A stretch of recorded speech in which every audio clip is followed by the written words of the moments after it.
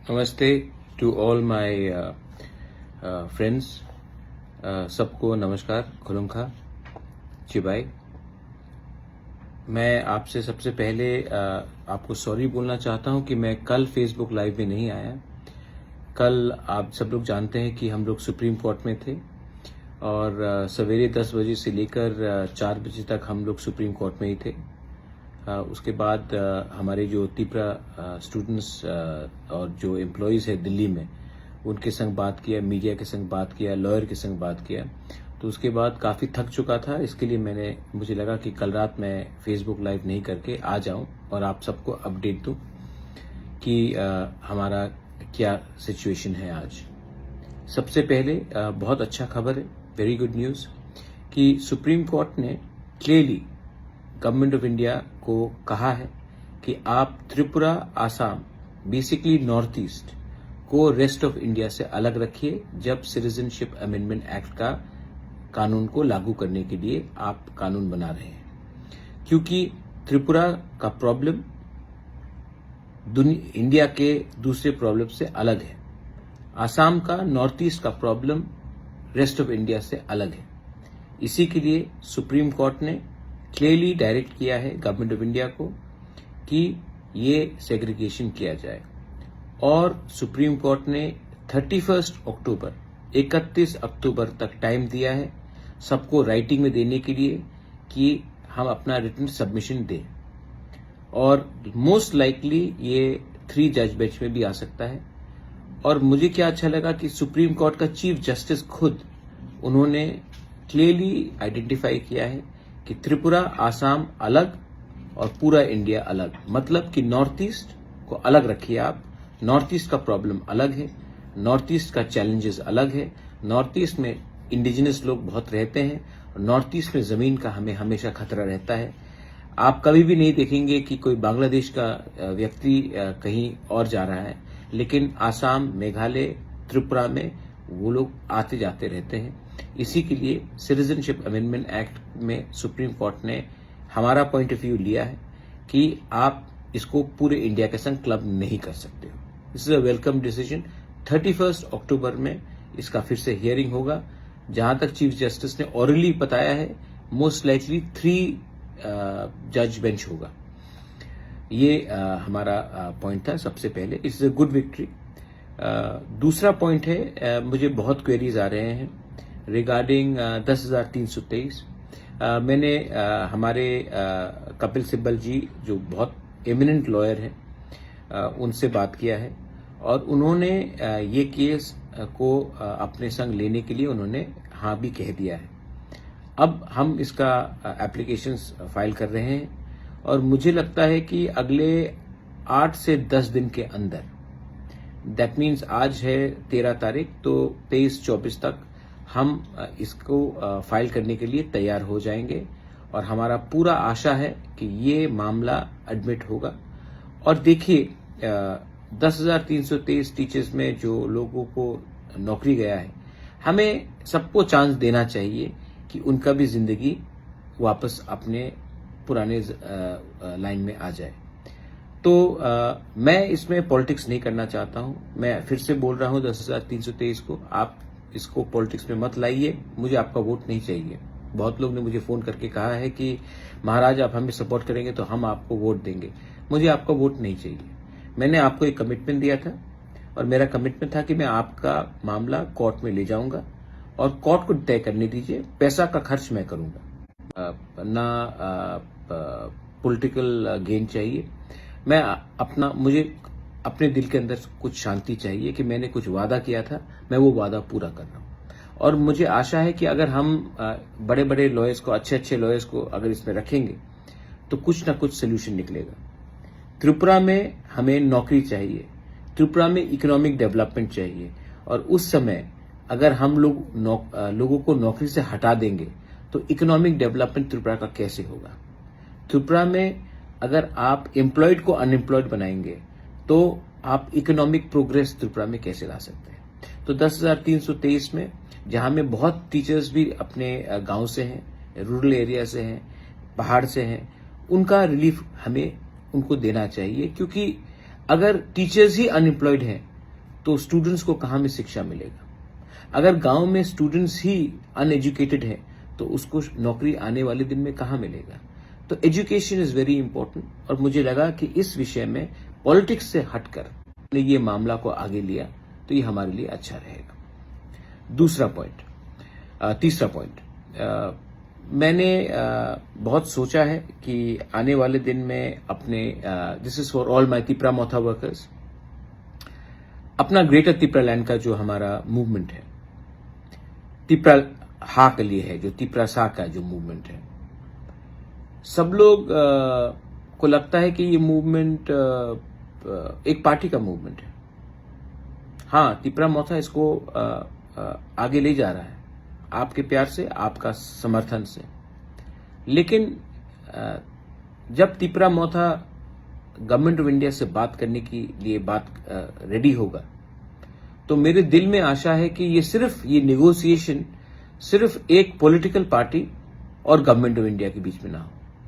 मैं चाहता हूं कि जब हम गवर्नमेंट ऑफ इंडिया से अपने तिपरासा का constitutional solution, permanent solution in writing मांगे तो उस समय, उस डायलॉग में हमें सिविल सोसाइटी, अपने हौदास, अपने ओकरास, चांताइस, चौधरी, सबका हमें समर्थन चाहिए।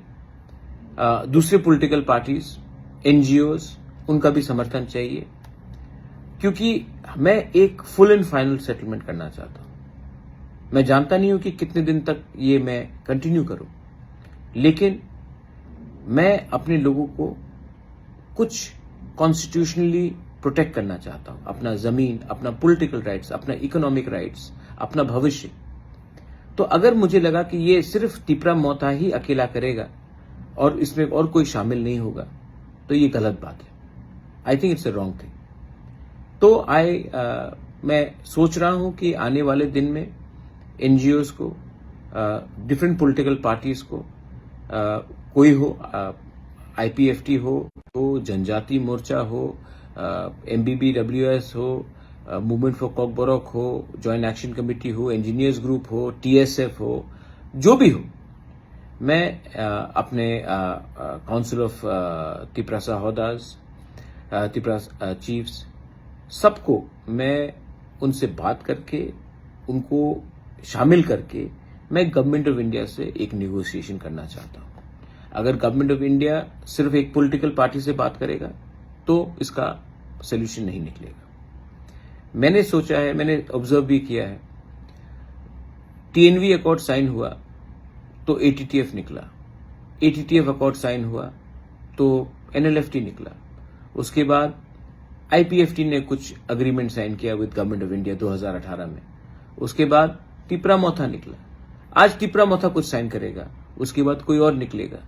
मैं चाहता हूं कि हमारे लोगों को परमानेंट सोल्यूशन मिले, एक पार्टी का नहीं। अगर मैं सिर्फ अपने पार्टी की तरफ से देखूंगा तो मुझे शॉर्ट टर्म फायदा है, लेकिन अगर मैं लॉन्ग टर्म तिपरासा को कुछ देना चाहता हूं तो मुझे सबको लेके चलना है। थानसा इसी को कहते हैं ना, थानसा इसी को कहते हैं कि जब आप बड़े हो तो किसी को छोटा मत दिखाओ। तो इसी के लिए मैं सोच रहा हूं कि आने वाले दिन में I will invite all groups, all NGOs, जिसको इंटरेस्टेड है, जो इंटरेस्टेड है हमारे तिपरासा का एक फाइनल सोल्यूशन के लिए। जब हम लोग दिल्ली जाकर बात करेंगे तो क्या सिर्फ एक पॉलिटिकल पार्टी बात करेगा कि दफा बात करेगा?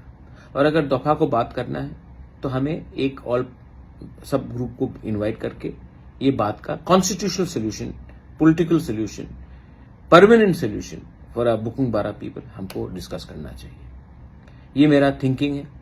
बहुत लोग बोलेंगे कि ये पॉलिटिकली ठीक नहीं होगा, लेकिन मैं एक पॉलिटिकल पार्टी के लिए बात नहीं कर रहा हूं। मैं तिपरासा, हमारे 14 लाख तिपरासा का परमानेंट सोल्यूशन के लिए बात कर रहा हूं। और इसमें अगर हमारा ट्रेडिशनल हेड्स भी आ जाए, हौदा भी आ जाए, चौधरी भी आ जाए, कास्काऊ भी आ जाए, हमारे चांताई भी आ जाए, हम लोगों के ओकराज आ जाए, समाज आ जाए, तो क्या प्रॉब्लम है? क्योंकि हम उनको भी छोड़कर अपने तिपरासा को बचा नहीं सकते। अगर त्रिपुरा को अपने सर्वाइवल एंड एग्जिस्टेंस के लिए फाइट करना है तो सिर्फ पॉलिटिशियन से बाहर भी हमको सोचना चाहिए।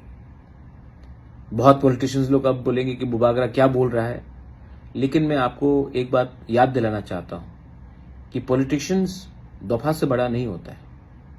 तो जब भी हमें और मुझे लगता है कि एक बार फाइनल सोल्यूशन हमको करना चाहिए, क्योंकि हम लोग हमेशा इलेक्शन के पहले बड़ा बड़ा बात करते हैं और इलेक्शन के बाद सब पोस्ट लेकर बैठ जाते हैं। मैं चाहता हूं कि गवर्नमेंट ऑफ इंडिया भी हमें सीरियसली ले, और गवर्नमेंट ऑफ इंडिया को अगर हमें सीरियसली लेना है तो हमें एक होकर एक आवाज में बात करना पड़ेगा। ये मेरा 3 पॉइंट्स था। मैं आप सबको थैंक यू बोलना चाहता हूं। आपने मुझे बहुत प्यार दिया है। मैं आपके लिए फाइट कर रहा हूं फॉर यू, हेल्थ परमिटिंग। लेकिन मैं जानता हूं कि अगर तिपरासा नेशन को आगे बढ़ना है, then the youth need to be with me, the women need to be with me, the mothers need to be with me, and of course the entire society needs to be with me. अगर आपको लगता है कि मेरा दिल सफा है, अगर आपको लगता है कि मैं सही रास्ते में जा रहा हूं, अगर आपको लगता है कि मैं सिस्टम को चेंज करके कुछ हट के काम करना चाह रहा हूं, तो आप मुझे प्लीज सपोर्ट कीजिए। और अगर आपको लगता है कि सिर्फ झंडा उठाकर किसी को गाली बककर पॉलिटिकल स्लोगन्स देने से हमारा समस्या का हल हो जाएगा, तो जो 70 साल से चल रहा है वो और चलेगा। और जब 2025-26 में डिलिमिटेशन होगा, उसके बाद हमारे बारे कोई सोचने वाला भी नहीं है। आज सीए के लिए मैंने कमिटमेंट दिया था, मैं फाइट कर रहा हूं। टीचर्स के लिए मैंने कमिटमेंट दिया था, मैंने फाइट कर रहा हूं। ग्रेटर त्रिपुरालैंड के लिए मैंने बात किया था, आज भी मैंने अपने ओरिजिनल पोजीशन से एक कदम भी मैं पीछे नहीं गया। लेकिन चाहता हूं कि हमारे पूरे तिपरासा एक होकर, all party, all NGOs, all social organisation मिलकर बैठकर डिसाइड करें कि आने वाले दिन में हम क्या करेंगे। अगर हमें गवर्नमेंट ऑफ इंडिया को अपना पोजीशन दिखाना है तो एक आवाज में दिखाना चाहिए, या अलग अलग आवाज में एक ही बात बोलना चाहिए, क्योंकि हम लोग सब अग्री करते हैं। गणमुक्ति परिषद हो, आईपीएफटी हो, एमबीबीडब्ल्यूएस हो, तिपरा मोथा हो, कोई भी हो, अपने काउंसिल ऑफ तिपरासा हौदास हो, कोई भी हो, टीएसएफ हो, हम लोग सब अग्री करते हैं कि आज त्रिपुरा में तिपरासा के संग नाइंसाफी हुआ है। 70 साल में पूरा नॉर्थ ईस्ट अग्री करता है कि तिपरासा के संग गलत हुआ है। और अगर आज हमें परमानेंट सेटलमेंट चाहिए, permanent constitutional solution in writing चाहिए, तो हमें एक आवाज में गवर्नमेंट ऑफ इंडिया को भी बताना पड़ेगा कि आप हमें डिवाइड करके, अलग अलग करके हमारा सोल्यूशन नहीं निकाल सकते। एक संग, एक परिवार होकर हमसे बात कीजिए। मैं रेडी हूं, मैं सबसे मिलने के लिए तैयार हूं। आने वाले दिन में मैं ऑल पार्टी मीटिंग भी रखूंगा, ऑल एनजीओ मीट रखूंगा, सिविल सोसाइटी का मीट रखूंगा, and I would like to bring a single voice to the solution, permanent constitutional solution for the Tiprasa people. ये मेरा पोजीशन है। बेलाई बेलाई नो हम bye, thank you, God bless you. Tipra Motha आइक लॉकथोंग, तिपरा सा दफा आइक लॉकथोंग, तिपरा आइक लॉकथोंग।